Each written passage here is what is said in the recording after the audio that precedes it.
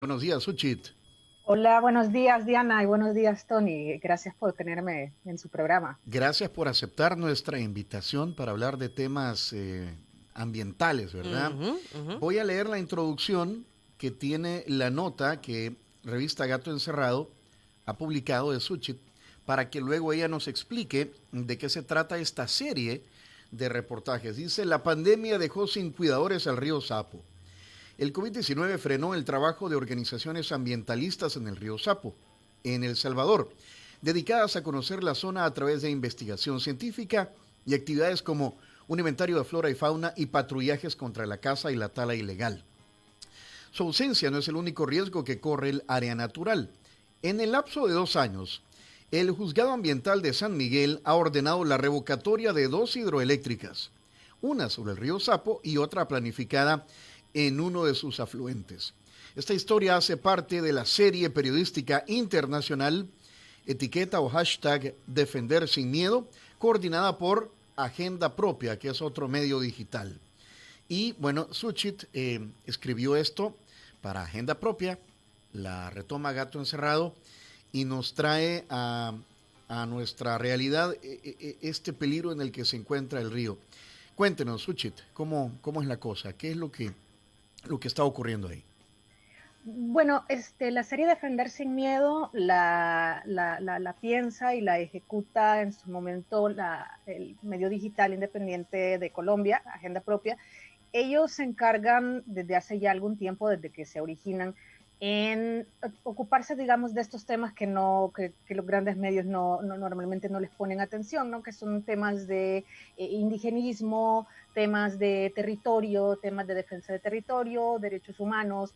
Y entonces ellos idean esta serie precisamente para tratar de conocer cuál era la situación que estaban pasando los defensores del territorio en América Latina durante la pandemia, ¿no? Ya que pues ellos en esencia necesitan estar en campo, necesitan monitorear constantemente qué es lo que está pasando en su territorio, las amenazas, los riesgos, etcétera, ¿no? Y en ese momento no podían hacerlo, ¿no? Nadie. Uh-huh, uh-huh. Entonces fue como se trató de vincular a periodistas, o más bien se vinculó a periodistas de América Latina, estuvimos periodistas de Brasil, de Colombia, de Bolivia, de México, Honduras, Panamá, Paraguay, y cada uno pues reporteó en su zona, ¿no? Correspondiente. Y así salió esta serie que se le llamó Defender sin Miedo y que habla precisamente de distintas amenazas, distintos desafíos que están enfrentando los defensores ambientales o defensores de la tierra. En algunos casos, como es en el caso de Colombia, es en el caso de Brasil, es en el caso de Paraguay, pues es claramente llevan un componente de comunidad indígena, porque los defensores de la tierra, sobre todo en Sudamérica, pues están representados mucho a través de comunidades indígenas. En el caso de El Salvador, digamos, son más personas pertenecientes a organizaciones no gubernamentales, ONGs que ya tienen mucho tiempo trabajando, aunque en el caso del río Sapo sí hay algunas ONGs que han trabajado sus estudios, sus informes, con ayuda de representantes de comunidades indígenas de la zona, ¿no? Uh-huh. Representantes lencas, algunos de los informes. Entonces, básicamente se trataba de eso, ¿no? De tratar de conocer cómo ellos estaban llevando a cabo el trabajo que normalmente hacen sin poder salir de sus casas. Y la verdad es que hubo hallazgos interesantes. Lastimosamente, la mayor parte de las historias, pues no son digamos, Para bien. historias, Ujú, sí, no son historias felices, ¿no? ujú, ujú. Pero digamos que es gente que tiene mucho, por precisamente tener mucho arraigo con su tierra y con sus tradiciones, pues digamos no han bajado la cabeza, ¿no? Ellos siguen Uh-huh. con mucho coraje que llevando a cabo los proyectos. Uh-huh. Ujú. El río Sapo o esta zona de Morazán, digamos que de alguna manera es pese a que el país es pequeño, pero en nuestra realidad se mantiene prístino, vaya, está inalterado, está bastante virgen, pues. bastante puro, vaya. Ajá, recordemos que lo que pasa es que el desarrollo del país se ha centrado, debido a la guerra, por ejemplo, en la zona paracentral, en San Salvador, La Libertad. Los grandes centros poblacionales se mantienen siempre en las cabeceras departamentales, San Miguel, Santa Ana. Entonces, esta zona, el norte del territorio nacional, de alguna manera, pues como que como te dijera, como que el mal llamado desarrollo va mucho más lento. Y por eso es que esta zona se mantiene de esa manera. Ajá, pero mi pregunta, Suchit, o mi comentario va en el sentido de que, como está tan allá, si algo malo pasa o si hay algún abuso, digamos, a la naturaleza, al ecosistema, pues ocurre bien allá en silencio y no hay mucha bulla, no nos enteramos. Y digamos, sí, de repente, la particularidad del río Sapo, a ver, es que el río Sapo, hay una zona natural extensa que los investigadores, los biólogos que han trabajado en la zona estiman aproximadamente en 6,000 hectáreas, un poquito más, que es la zona de conservación. Esto es porque es el bosque que tiene las características, digamos, continuas, o sea, sin partir el bosque, ¿no? Continuas de poder conservarse. El problema es que la mayor parte de esa zona es privada, son territorios privados, ¿no? Entonces, de ahí el desafío que ellos han tenido y que habían tenido avances antes de la pandemia, de hacer un catastro, porque precisamente por el conflicto armado, mucho del catastro se quemó, se perdió en la zona. Entonces, era empezar a levantar con los lugareños, preguntando a quién le pertenecía cada pedacito de tierra, para luego ir donde esa persona, y ellos planteaban dos opciones desde precisamente la iniciativa de Salvemos el Río Sapo. Ellos planteaban dos opciones, ¿no? Uno, o vincular a las personas en, digamos, la intención de conservación, u otro, conseguir fondos de donaciones y poder comprar esos territorios para poder ir construyendo poco a poco un área natural de carácter privado, ¿no? Es decir, lo que ellos le llaman un fondo de tierras, que se pudiera manejar a través de ONGs, pero que evidentemente sea de carácter privado, su manejo sea de carácter privado, pero declarado por el Estado como área natural privada. Y es un área natural protegida, o eso es lo que se busca. Eso es lo que se busca, precisamente. El área natural protegida que está en Río Sapo es muy pequeña, son un poco más de 200 hectáreas, me parece, y se llama La Ermita. Eso está dentro de todo el bosque que se considera, o que los científicos consideran como área para conservación, ¿no? Con potencial de conservación. Pero el área natural protegida es muy pequeña, se llama La Ermita, y el resto son áreas privadas. Y precisamente por ser áreas o territorios privados, es que se da el problema de estas hidroeléctricas que quisieron instalarse en la zona y que el juzgado ambiental revocó el permiso. Okay. ¿Cuáles son entonces, vaya, ya dijo, las hidroeléctricas? Cualquier privado podría decir, bueno, si son mis terrenos, pues yo... cabal, yo me recuerdo que conversamos hace como un año, Tony, con dos ambientalistas de Salvemos al Río Sapo. De la organización Salvemos al Río Sapo, y que nos decían eso. Miren, es que en estos momentos el mayor problema es ese, hacer conciencia a los propietarios de esos terrenos que son parte del área, pero que son privados, porque al final del día tú puedes hacer con tus terrenos lo que te venga en gana, mientras no sea declarada una área nacional protegida, natural protegida. Entonces, ¿esa situación ha cambiado o no ha cambiado, Suchit? No ha cambiado. Es decir, no ha cambiado, porque pues la gente sigue teniendo sus terrenos, ¿no? La hidroeléctrica que quiso instalarse directamente sobre el río Sapo tenía el permiso más o menos desde el año 2002-2003, que se hizo la consulta. La aprobación se da desde el año 2003, la consulta se hace en el año 2002, pero las personas que iban a instalar esta hidroeléctrica no pudieron, ¿no? Lo fueron demorando, hasta que el Ministerio de Medio Ambiente le pedía actualizaciones de su estudio de impacto ambiental. Al final no se puso. ¿Y ¿con qué cuenta la zona en este momento? La zona cuenta con una declaratoria del Juzgado Ambiental de San Miguel, en el que sí, digamos, se avala jurídicamente que la zona tiene un valor ambiental importante y que no se permiten ese tipo de proyectos, ¿no? Ujú. Igual fue, eso fue en 2018, en 2019 el Juzgado Ambiental revoca el permiso de otra hidroeléctrica que se iba a instalar sobre el río Calambre, que es uno de los afluentes del río Sapo, es decir, tiene una incidencia directa, y de igual manera no se permite, precisamente por la importancia ambiental de la zona, ¿no? Yo tuve oportunidad de hablar con un miembro de la familia que es, bueno, el representante legal de la empresa, pero justamente me decía eso: mire, este terreno ha estado en mi familia durante 40 años y sucede que se da un proyecto de parte del gobierno, de la CIGED, de querer incentivar las energías sostenibles, y nosotros quisimos poner una hidroeléctrica. Y claro, se encuentran con la resistencia de las comunidades porque en la zona las comunidades son bastante organizadas, y se les deniega el permiso, ¿no? O más bien se les revoca porque el permiso ya se les Ya se había les dado. había dado, ajá. Sí, entonces se les revoca el permiso. Entonces digamos que para fines de protección, lo que hay en este momento son dos sentencias, dos medidas cautelares, que en realidad esas son dos medidas cautelares del Juzgado Ambiental de San Miguel, en dos casos aislados, ¿no? En dos casos parecidos, pero aislados. Pero más nada, ¿no? O sea, no hay una declaratoria de área natural protegida, no hay nada de eso, ¿no? Porque los terrenos siguen siendo propiedad de las personas que los han Privado, tenido. Sí. privado.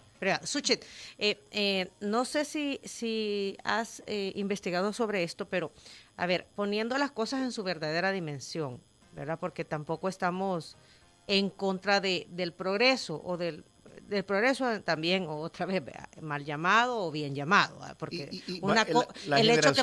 La generación de energía hidroeléctrica no es mala. No, exacto, por eso te digo. Ahora, se han hecho los estudios de impacto ambiental verdaderos que confirman una depredación del territorio. A ver, yo tuve chance de tener datos del estudio de impacto ambiental que se había hecho para la hidroeléctrica que se pensaba instalar sobre el río Sapo. En el segundo caso, de acuerdo, yo no lo pude encontrar, y luego que entrevisté al representante legal de la empresa, lo que él me dijo es que el impacto era tan pequeño que se supone que el Ministerio de Medio Ambiente los había eximido de presentar un estudio de impacto ambiental. Pero en el primer caso, pues era algo muy mínimo, ¿no? Lo que ellos planteaban. Ellos planteaban que como medida de mitigación obligatoria dentro del estudio de impacto ambiental iban a reforestar con 3.000, no, eran menos, o sea, el equivalente a $3,000 en árboles. Y luego el valor más alto era la construcción de una fosa abonera para el uso de las personas que iban a estar en la administración y manejo y construcción de la presa hidroeléctrica, ¿no? Pero ¿De qué dimensión era esto, Suchit? ¿De qué dimensiones eran? Era pequeño, es decir, era pequeño, aunque sí iban a utilizar dos turbinas. La idea era que iban a utilizar dos turbinas para generación eléctrica, que lo curioso es que eso no lo habían incluido en el estudio de impacto ambiental inicial. Ellos solo habían puesto que iban a construir un dique, que iban a construir esta fosa abonera, que iban a construir instalaciones, etcétera, etcétera, pero no pusieron las dos turbinas. El ministerio les aprueba el plan, el estudio, ¿no? Les da el permiso, y hasta después le dicen, fíjese que se me olvidó esto. Bueno, sí. Ya cuando te dicen, sí. Ya cuando te dicen, fíjese que aquí pasó algo. Sí, pero lo curioso acá es que cuando se hace la consulta con las comunidades, el representante de la empresa les dice que no hay impacto porque ahí no hay vida. Entonces, ¿y qué es el río? Pues? ¿Y qué es el río? Pues? Solo recordemos que el año pasado estos grupos ambientalistas y que andan ahí pusieron, ¿cómo se llama el muchacho que puso las cámaras trampa? Esa fue, sí, la iniciativa Salvemos el Río Sapo y Fundación Naturaleza. O Ajá, sea, entonces pusieron una cámara trampa y si recuerdan, algunos periódicos lo retomaron y pues por primera vez se logró documentar visualmente que en la zona circulaba un puma, y que seguramente tenía su familia, pues, ¿verdad? ¿verdad? O sea, Un puma en El ajá, Salvador, pues exacto. sí, sí, pues sí. Y otro montón de especies, pues, Ajá. ¿verdad? Cuesta mucho, a ver, cuesta mucho entender esto del impacto ambiental, ¿verdad? Ponerlo en su verdadera dimensión cuando uno desconoce del tema. Pero obviamente las personas de las organizaciones que están defendiendo Salvemos el Río Sapo sí conocen al respecto. Entonces cuando lo ponen en contraposición con esto, con los intereses de de estas empresas que quieren instalar estas hidroeléctricas, uno dice aquí hay algo que no aplica, pues, ¿verdad? Y como tú mencionas, presentan un estudio de impacto ambiental, se los aprueba el Ministerio de Medio Ambiente, pero después, pero fíjese que falta tal y tal cosa. Pero lo que falta, lo que no se puso en el estudio, sí impacta negativamente, ¿verdad? Entonces, aquí vamos a lo mismo de siempre, que dan permisos, pero hasta después se conocen las verdaderas dimensiones de la intervención de la mano del hombre en la naturaleza. Ese es el punto, ¿no, Sushit? Sí, claro. Yo precisamente con uno de los entrevistados, uno de los iniciadores de esta situación de Salvemos el Río Sapo, de esta ONG, que es Juan Pablo Domínguez, lo que él me decía es que el problema también, o uno de los grandes obstáculos, es que la investigación científica en el país cuesta y no es suficiente hasta el momento como para que, digamos, el Estado pueda tomar decisiones o no pueda tomar ciertas decisiones, precisamente como dar un permiso ambiental así porque sí, ¿no? Hasta precisamente Salvemos el Río Sapo comienza en 2018 más o menos, mediados de 2018, y ya se lanza en 2019, ¿no? En ese año y medio en los cuales ellos hacen visitas a campo, hacen levantamiento de inventario, ponen las cámaras trampa, un año y medio después, que incluso a mí, pues un periodo más o menos corto, más o menos por ahí, por mayo, junio, se empiezan a publicar los estudios científicos, ya, que ellos han logrado como resultado de este monitoreo. Y digo que es poco porque si uno ve cada paper, son más o menos 3 o 4 que se han publicado. Si uno ve cada uno de estos papers, pues tienen que pasar por 3 revisiones de un consejo académico, ¿no? Para poder publicarse. Y eso lleva un periodo más o menos de 1 mes, 2 meses, ¿no? Y precisamente se documenta la presencia del puma, y que con mucha seguridad, según Juan Pablo Domínguez, es la única zona en donde hay una familia residente, ¿no? No es como en el caso, dicen que en Montecristo, que se cree que está, digamos, la residencia de este felino es más del lado de Honduras, ¿no? Que hay más territorio, o Guatemala, sino que en este caso sí es una familia residente porque lo han visto con crías. Ok. A ver, entiendo que es el puma, la nutria, coyote, venado y el famoso rey sope, ¿verdad? O sea, son especies que está comprobado que están ahí. Coyotes. Sí, incluso algunos anfibios, ¿no? Y lo interesante con los anfibios es que lo que dicen los ambientalistas, lo que dicen los conservacionistas es que los anfibios son los mejores indicadores de, digamos, la salud de un bosque. Es decir, o sea, los primeros que se fueron con el cambio climático, los primeros animales, especies que sintieron el impacto con el cambio climático y empezaron a desaparecer, pues son los anfibios. En la Guate no hay nada. Ay, Dios, ahí te metes ahí, vos salís anfibio. El río Sapo es un río bastante corto, ¿verdad? Aproximadamente 20 kilómetros de longitud, que discurre por Morazán. El Sapo es un afluente del río Torola y forma parte de la cuenca del río Lempa. Tiene poca profundidad y es uno de los ríos menos contaminados con aguas todavía cristalinas en nuestro país. Mira, es que entiendo que es el único río que no tiene ningún tipo de contaminación, más que la natural, Suchit.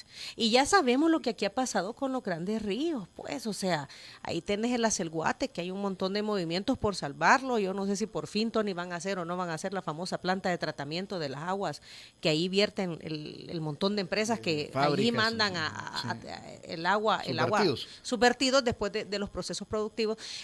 Entonces es importante, pues sí, mantener ciertas áreas limpias, pues. Este es el segundo programa que le dedicamos al río Sapo, Suchit.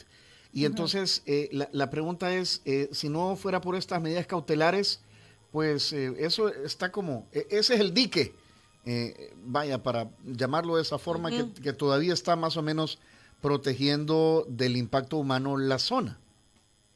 Sí, básicamente sí, así es, ¿no? Porque, digamos, la resistencia que hubo hacia el intento de construcción de estas hidroeléctricas no vino tanto de parte de las ONGs de biólogos, aunque sí igualmente acompañan el proceso, sino de las comunidades en la zona, porque en la zona hay mucha comunidad organizada, ¿no?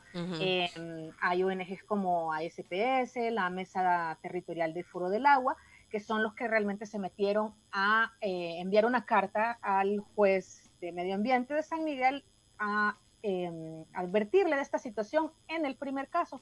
En el segundo caso, lo bonito fue que ya los 8 alcaldes de la zona norte, de allá de Oriente, se unieron para presentar también esta demanda ante el juzgado ambiental. Es decir, que al menos sí se ha logrado. Los alcaldes de la zona sí tienen, digamos, sus unidades ambientales, están trabajando sobre esto. Entonces también es importante y creo que también implica una barrera de contención ante depredación, aunque se da, ¿no? Porque los ambientalistas me mandaban algunas fotos que la gente les denunciaba durante la pandemia y en donde hubo depredación, hubo deforestación y sobre todo hubo, aprovechando precisamente el encierro de la cuarentena, lo que se da mucho en la zona es la extracción de material pétreo. Estamos hablando de los alcaldes de Arambala, Perquín, Huateca, Jocoaitique, Meanguera, Torola, San Fernando y Villa El Rosario. Que son los colindantes. Y durante la pandemia pues hubo mucha extracción de piedra. Y ha habido tala también, Suchit. Ellos recibían denuncias de tala también, pero digamos que las fotos que sobre todo les enviaron eran de extracción de material pétreo. Digamos, donde hubo problemas enormes de eso fue, por ejemplo, que forma parte también de esta serie, ¿no? En los defensores indígenas ayoreo, ellos sí tomaron fotos en Paraguay, ¿no? Del Gran Chaco paraguayo, y eran 800 hectáreas taladas en 2 semanas. Es que de plano que somos depredadores. Bien, Suchit, en el caso, volviendo al tema del río Sapo, ¿tienen o no las herramientas las alcaldías que son, que poseen propiedad dentro de la trayectoria del río Sapo, tienen o no las herramientas legales para impedir la depredación o cualquier movimiento que cause impacto? Y te pregunto esto porque dices, durante la pandemia ya hubo estos abusos. Digamos, si las pasan en propiedades privadas, las alcaldías, al igual que medio ambiente, están un poco atados de manos, ¿no? Y el problema también es que no existe una unificación de criterios entre las distintas instituciones. Por ejemplo, uno de los ambientalistas que entrevistaba, que es miembro de la Unidad Ecológica del Salvador, de la UNES, lo que me decía es que, digamos, ellos pueden pedir el permiso, por ejemplo, algún propietario, y decir, mire, estos árboles están adentro de mi propiedad y los voy a talar. Y se supone, y eso es al Ministerio de Agricultura el que le tiene que pedir el permiso, no al Ministerio del Medio Ambiente. Entonces, y luego el Ministerio de Agricultura, lo que decía este ambientalista es que le da el permiso, solo más o menos verifica que no se traten de especies protegidas, le da el permiso ahora para cortar 10, 20 árboles, pero luego nadie verifica que se hayan cortado únicamente 10, 20 árboles, ¿no? Es decir, y claro, luego cuando ya la madera está cortada, la persona dice, mire, pero aquí tengo el permiso. Y eso pasó, entiendo yo, por lo que me comentaban, hace más o menos 2 años en una de las propiedades privadas de la zona, ¿no? De la zona norte de Morazán, que llevaban un montón de madera. Las comunidades alertan a la policía, a la unidad de medio ambiente, a las autoridades, y cuando verifican, claro, decomisan la madera, pero tampoco pueden hacer mucho porque ya había un permiso, ¿no? Ajá, y entonces, ¿cuál es el criterio del Ministerio de Agricultura para dar este permiso? ¿O vamos al tema de la charada? No, yo al menos ahorita todavía no he podido comprobar eso, que pase eso en la zona, Ajá. pero el criterio es que no se traten de áreas naturales protegidas y no se traten de especies protegidas. Uh-huh. ¿Y si no son especies protegidas? ¿Sabes qué pasa? Y no es el único caso. El Ministerio de Agricultura da los permisos y ya cuando el Ministerio de Medio Ambiente, a través de las denuncias, quiere ir a tomar acciones, ya es demasiado tarde. Sí, porque... Y aquí está el permiso. Y aquí pues. está por eso decía, exacto. A ver, yo me recuerdo, Tony, que cuando hablamos con las personas que están en este movimiento, Salvemos al Río Sapo, ellos decían, miren, lo que se necesita es declarar estas otras áreas también como áreas naturales protegidas, pero no en el término de quitárselas a los propietarios, sino que de pagarle. En otros países les pagan a los propietarios de estas áreas por mantenerlas vírgenes, porque el reintegro que viene como parte de la conservación de la naturaleza, el agua, el aire, el oxígeno, etcétera, etcétera, es mayor que lo que les pagás, la compensación. No sé, Sushi, si algo de esto se ha hablado. Sí, yo de hecho les preguntaba que eso era parte de los desafíos a los que se enfrentan, ¿no? Y eso le llaman en otros países pagos por servicios ambientales. Eso. Costa Rica ya tiene, digamos, ya lo tiene normado esto, y sí es cierto, hay algunos propietarios de bosques, de áreas naturales extensas que son privadas, y el Estado pues les paga una pequeña cantidad. Ellos dicen que es simbólico, porque una vez tuve oportunidad de hablar con uno de ellos, y ellos dicen que es simbólica, pero ¿cuál es el problema acá? Que existe una cuantificación de esos servicios ambientales, y no me refiero a dinero, me refiero a que ha existido un estudio científico en el cual ha dicho, bueno, esta especie, porque además varía de especie a especie, esta especie de árbol, esta especie de árbol y esta especie de árbol, está captando tanto CO2 del ambiente, ¿no? Entonces, y con base a eso se determina el pago, ¿no?, de parte del Estado.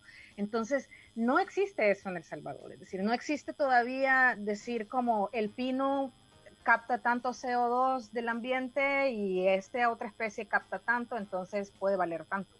O el agua del río Sapo sirve a tantas comunidades, o que lo sirven, ¿no?, porque la gente lo ocupa para uso doméstico.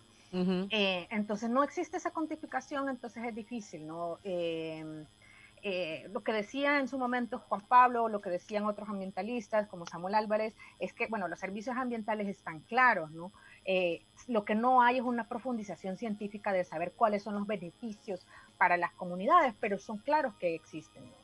Sí, teniendo todos los ríos contaminados en este país, es claro. Anduvimos por ahí allá por febrero, ¿verdad? Febrero. Más que todo en la zona de Perquín, en Perquín, en Arambala también. Sí, Perquín. Y vimos mucho desarrollo turístico, no sé cómo les habrá ido o cómo estarán ahorita, porque eran nuevas inversiones, muchas de ellas. Había una apuesta interesante y lo veíamos muy bien, pues una apuesta interesante por atraer turismo. Había un parque medio raro ahí, un parque acuático. Había ecoturismo, sí. La apuesta es ecoturismo, aunque sí, tenés razón, había, y que parece que le habían parado unas obras, ¿verdad? Sí. Porque estaba también interviniendo sin permisos ambientales. Es que buscar ese punto de equilibrio, ¿verdad, Suchit? Es lo ideal. ¿Tú sabes si se tendrá una idea de cuántas personas son las propietarias de todos estos alrededores? No, de hecho ese es el trabajo que estaban haciendo estas ONGs. El censo, ¿no? Que levantar el catastro, ¿no? Levantar el catastro de la zona. Pero hasta donde entiendo, todo eso se detuvo durante la pandemia, ¿no? Como tuvieron que estar encerrados, ya no hubo viaje a campo, ya no hubo monitoreo constante de especies o levantamiento de inventario. Eso se detuvo bastante. Hasta ahora, a finales de septiembre, es que, digamos, con ciertas medidas empezó a retomarse de nuevo el trabajo. Ok, recientemente se ha tomado, porque de aquí de alguna manera tenés que apelar a los propietarios, ¿verdad? De lo que significan su espacio, pues, Sí. esos terrenos. Xochitl, ¿cómo ha sido esta investigación para usted? Es decir, queda lejos. Las fuentes, bueno, y queríamos tener a alguien junto con Xochitl hablando de este tema, de estas ONGs, pero incluso comunicarse con ellos es complicado, ¿verdad? ¿Cómo ha sido para usted llevar a cabo esta investigación? Sí, bueno, interesante que me hagan esa pregunta porque la serie fue pensada, eh, obviamente, para llevarse a cabo durante la pandemia, pensando en la pandemia, pensando en el encierro y también pensando en la seguridad de cada uno de los defensores, ¿no? Ujú. Entonces, la mayor parte de las entrevistas fueron a distancia, porque lo que se buscaba era proteger a los defensores y obviamente a los periodistas, ¿no? En el caso de acá, de El Salvador, digamos, no era tan complicado.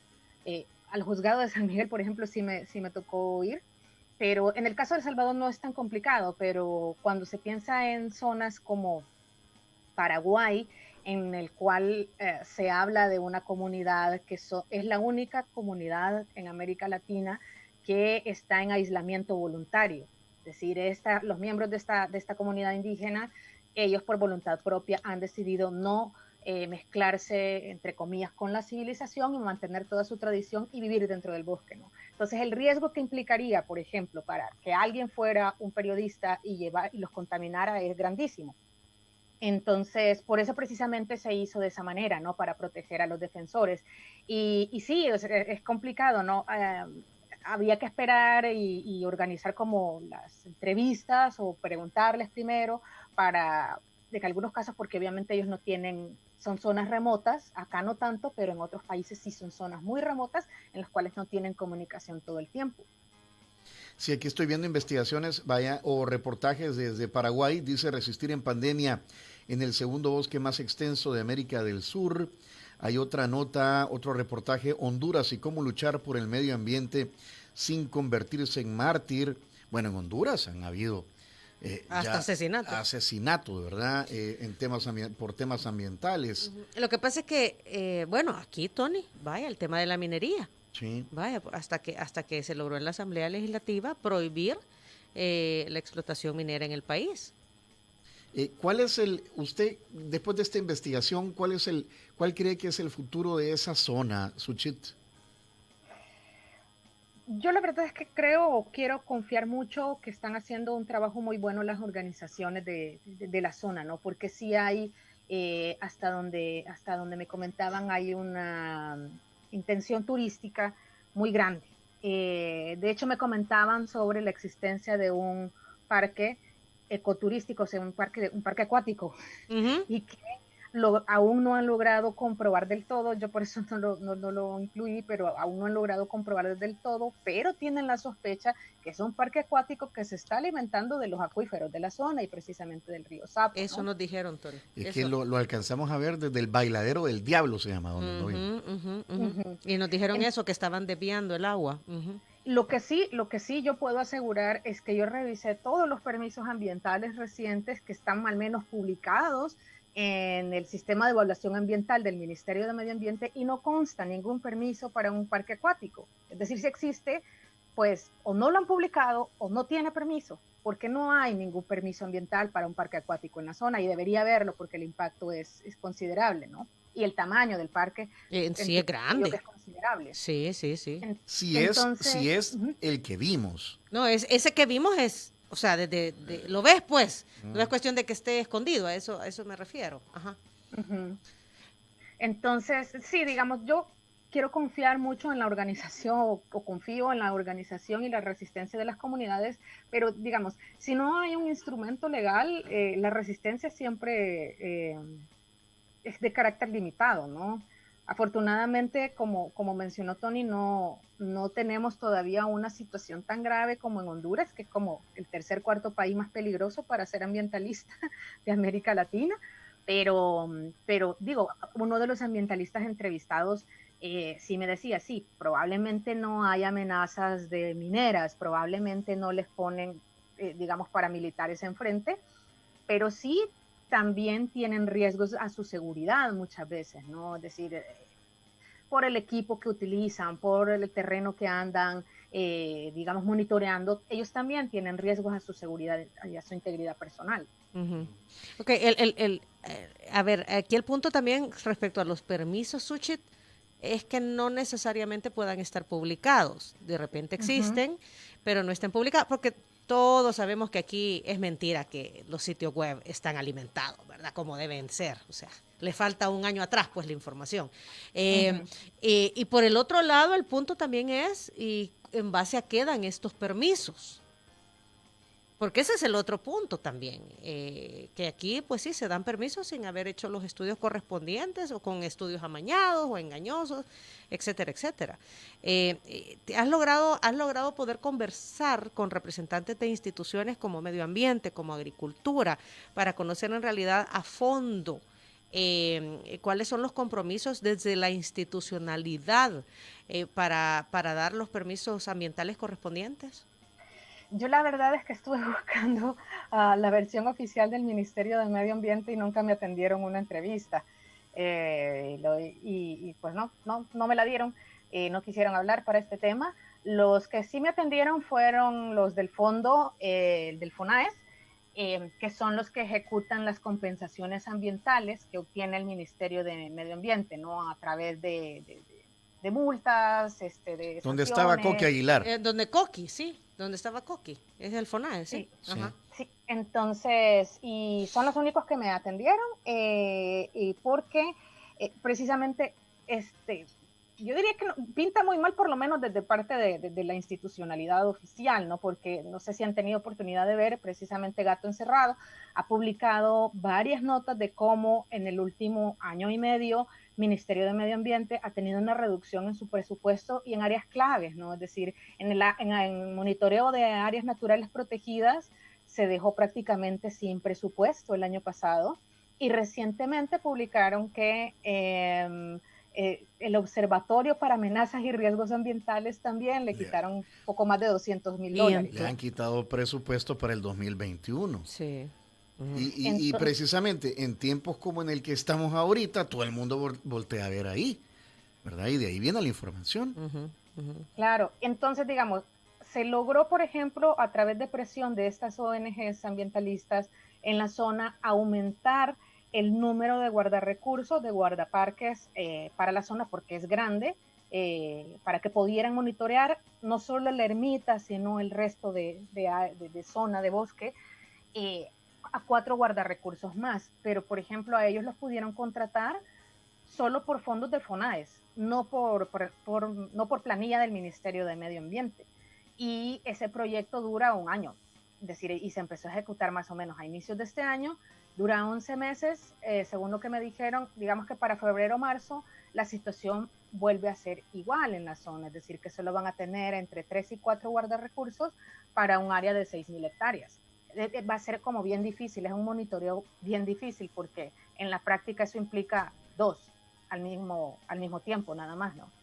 Sí, exacto, y entonces es muy poco personal para todo lo que hay que vigilar, y hay muchos depredadores, ¿verdad?, en el ambiente. Ese es el punto. Suchit, ¿es un tema de presupuesto o es un tema de voluntad política de hacer bien las cosas?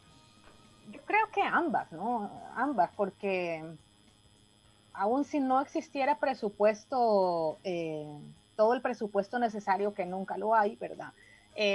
Pues igual, si hubiera voluntad política, se pudieran hacer mejores cosas, como por ejemplo actualizar la ley forestal, que ya tiene bastantes años, ¿no? Y estandarizarla de tal manera que tenga mayores puntos de coincidencia con la Ley Nacional de Medio Ambiente, que también ya tiene sus añitos y necesita actualizarse, que es más o menos del 98, si no me equivoco, 2001.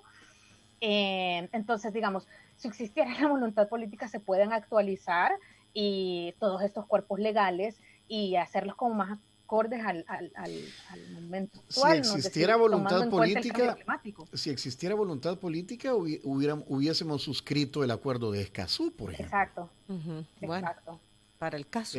Pero pues sí, la respuesta que dio el presidente Nayib Bukele es que tampoco se puede impedir el desarrollo y la construcción de más viviendas. Eso fue lo que dijo. Sí, Sí, o sea, y de hecho, pues, o sea, es que no se trata de frenar el desarrollo, como dicen muchos, no, sino es hacerlo de una manera sostenible. Sostenible. ¿No? Pues. Bueno, se nos está acabando el tiempo, decía yo, es el segundo programa Viernes Verde que le dedicamos al río Sapo. Al río Sapo. Todavía no me he bañado en el río Sapo, pero deberemos hacerlo, Diana Verónica, ahí con los chimbolitos. Y llegaremos limpios, ¿verdad? Para no contaminar. Hay cangrejos, hay un montón de especies que denotan el poco impacto del hombre. Que denotan que no hay contaminación, es que ese es el punto, ¿verdad? Como tú mencionaste, Suchit, la diversidad de animal que hay en la zona y de vegetación es directamente proporcional al leve impacto ambiental que ha tenido. Sí, digamos, el río Sapo forma parte de uno de los, creo que son un poquito más de 100 puntos de monitoreo anuales que el Ministerio de Medio Ambiente hace sobre calidad del agua, ¿no? Y el río Sapo es el único que, digamos, año con año repite en una calificación de agua buena, que, digamos, no implica que no tenga que potabilizarse, porque sí se tiene que potabilizar, pero es de los pocos que todavía tienen esa calidad. La mayor parte si ven el último estudio de calidad del agua, la mayor parte de fuentes de agua es malísima en el país. Sí, yo creo que el último estudio dijo que el 95% del agua en este país está contaminada. Sí. Eso por allí era sumamente alto, pues. Los que quieran leer la serie, porque de la cual forma parte este reportaje, esta nota, esta investigación, pueden ingresar a agendapropia.co, y ahí encontrarán otras historias de otros países latinoamericanos donde se está luchando por el medio ambiente. ¿Qué se viene? Suchit, ¿se quedó picada con este tema? ¿Va a continuar o por dónde apuntan las próximas investigaciones, sus próximas investigaciones independientes? A mí me gustaría realmente seguir y poder profundizar más en la zona, ¿no? Habían como bastantes datos interesantes que contaban los ambientalistas de lo que pasaba en la zona. Además, el trabajo científico que están desarrollando es bastante interesante, ¿no? Es decir, no recuerdo cuántos, pero habían más o menos unas cuantas especies nuevas para la ciencia que se estaban descubriendo en la zona, algunas que se estaban redescubriendo. Entonces, creo que sí, da para más. Ok, mira, quiero saludar a Ramiro Bonilla, dice, en otros países, aunque seas bien dueño de esos terrenos, no puedes hacer lo que tú quieras. En El Salvador el problema es corrupción y soborno a cheros. Y aquí preguntaba él, ¿y a dónde es el río Sapo? Entonces, bueno, es en el norte del departamento de Morazán, colinda con Honduras, ¿cierto, Suchit? De hecho, bueno, una parte pertenecía a Honduras y hoy con el tema del diferendo limítrofe pasó a El Salvador. Sí. ¿Verdad? Pasó a El Salvador. ¿Qué nos alegra saber de que vas a seguir en estas investigaciones, que estás entusiasmada con ello? Ojalá y te den el espacio también las instituciones, Suchit, porque pues sí, tú tienes el punto de vista y lo que te han podido dar o el acceso que has tenido a documentos que te presentan las organizaciones ambientales. Y buscar el equilibrio significa poder conversar con el Ministerio de Medio Ambiente, Agricultura, incluso para conocer qué están haciendo ellos. Lastimosamente no has tenido el acceso y por eso no lo platicamos, pues. Sí, correcto, sí, digamos, pero, por ejemplo, el juez ambiental de San Miguel mencionaba que yo la verdad es que no le creía, pero luego me empezó a dar datos que sí, solo en las zonas él mandó a cerrar, que estaban, según me dice, por toda la parte de la costa de la zona oriental, más de 20 botaderos a cielo abierto. Es decir, obviamente como no hay, digamos, nadie quiere tomar como la responsabilidad, en este caso serían las alcaldías, pues, pero los problemas están ahí, ¿no? Es decir, le fueron a poner la denuncia y hasta que el juez los mandó a cerrar, pero eran en toda la costa de zona oriente más de 20, 30 botaderos de basura a cielo abierto, cuando desde hace años la ley de medio ambiente prohíbe eso. Los botaderos a cielo abierto, así es. Ajá. Y entonces ahí vienen las lluvias y entonces toda esa basura va a parar al mar. Suchit. Claro. Ajá. Aquí hay algunos comentarios. Sí, el río Sapo, dice aquí, el número de terminación 9240, bueno, hace una descripción Dice, forma parte de un área protegida, está ubicado a 215 kilómetros de San Salvador, en Morazán, recorre 5 municipios, Perquín, Arambala, Cacaopera, Meanguera y Huateca. A pesar de ser un río de suma importancia para el ecosistema, este recurso hídrico comienza a presentar alguna contaminación. Bueno. Y aquí tenemos un audio del número 0309. Vamos a ver qué dice. Buenos días, aquí disfrutando del Viernes Verde.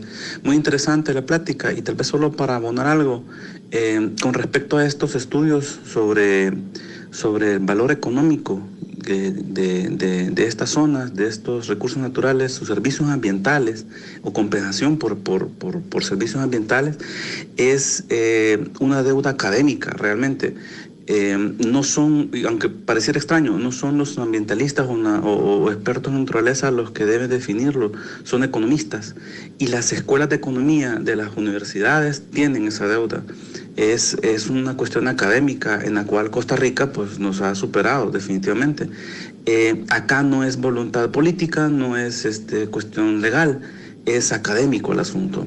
Si tuviéramos estos estudios... que bueno, claro, siempre tienen que ver con política y economía, pero si tuviéramos estos estudios podrían cuantificarse. Ya hay apenas unos avances sobre el beneficio económico de manglares, por ejemplo. ¿Cuánto beneficio económico genera una hectárea de manglar para una comunidad? Con respecto incluso a prevención de desastres naturales, como por ejemplo tormentas tropicales, la protección que estos bosques generan. Con respecto al hecho del problema de los propietarios privados, tal vez sería interesante pues que Río Sapo o esta zona tome un poco de ejemplo lo que hizo la zona protegida de Sinquera, en Cabañas. Ellos tuvieron justo ese problema y a diferencia de Río Sapo, Sinquera tuvo restauración ambiental. Después de la guerra quedó muy devastado y ha habido un avance tremendo y también tienen avistamientos de puma en la zona, lo que indica un equilibrio ecológico bastante bueno. Entonces, ahí hay un ejemplo muy interesante de comunidades organizadas, posguerra, un pueblo como que es Sinquera, que está aprovechando su área natural, que no está realmente definida como tal en su totalidad, pero son muchísimos propietarios privados, pequeños y medianos, los que han contribuido a la zona natural y están viendo resultados, muy pocos y muy poco técnico el asunto, pero ahí hay un ejercicio muy interesante, probablemente único en El Salvador, al cual también hay que ponerle atención. Felicidades por su temática y gracias. Bueno, mira qué interesante, gran ¿verdad? Tratado que se echó aquí el amigo. No, pero mira, como dice él, la comunidad organizada sí. es un trabajo de reforestación y ahí va, ¿verdad? Ahí va. Aquí Wilber Gómez nos saluda, Tony. Gracias, Wilber. Fuerte abrazo a Tony, a ti te mando un abrazo. Bueno, a mí no. Gracias. Pues. Bueno, Suchi, saludos, Wilber. Gracias, se nos acaba el tiempo. Sus últimos comentarios, ¿con qué reflexión nos quedamos después de esta conversación, Suchit? Bueno, yo creo que hay que ponerle sobre todo más atención al trabajo de las comunidades, escuchar a las comunidades en el territorio, ¿no? Uh-huh. O sea, más allá que llegue un alcalde o un candidato, sobre todo en estos momentos, en esta época, ¿no? Que ya es lo que nos espera, es escuchar a las comunidades, cuáles son sus necesidades y cómo ellos resuelven precisamente esas necesidades. Muchas veces las comunidades saben mejor cómo cuidar su territorio, ¿no? Es decir, sería muy extraño que una comunidad que utiliza el agua de un río para beber, para uso doméstico, bañarse o lavar su ropa, vaya y aviente basura en el mismo río. Eso es muy raro de encontrar porque ellos mismos la utilizan. Entonces yo creo que hay que acercarse y hay que escuchar atentos y de forma muy detenida a las comunidades y sus necesidades, ¿no? Y qué es lo que están haciendo ellos para su propia subsistencia sostenible. Uh-huh. Mira, hay valientes estos jueces de los juzgados ambientales, Suchit. No ha de ser fácil parar estos permisos, ¿verdad? Sí, bueno, afortunadamente en este caso eran hidroeléctricas pequeñas, uh-huh. Pero yo no dudo que tengan como más presiones si se tratan de empresas más grandes, obviamente, ¿no? Bueno, Suchit, muchas gracias por tomar esta entrevista Cuente con nosotros, cuente con Diana Verónica y Tony y dígale a las comunidades también y a todos los ambientalistas, ONGs, que cualquier cosa, solo disparan las alarmas y Claro. nos tiran las bengalas y aquí vamos al aire. Ojalá y podamos conversar en un futuro con sí. ellos, ¿verdad? Y también conocer sus puntos de vista, Suchit. Ok, perfecto. Muchísimas gracias a ustedes por la invitación. Bueno, Hombre, y saludos mucho a todos gusto. en Agenda Propia, ¿verdad? .co, que ha hecho esta serie de investigaciones, un medio para la investigación independiente. Gracias, Suchit. Bueno, gracias. Hasta Chao, luego. buenos días. Buen día.